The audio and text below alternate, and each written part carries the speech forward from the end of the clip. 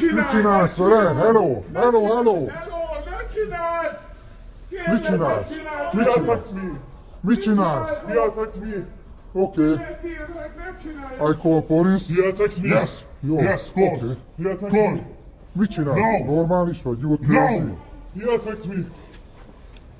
No! Ne Attack me! csináljátok! No! Please. Egy telefonom már kuka. Na mit csinálsz?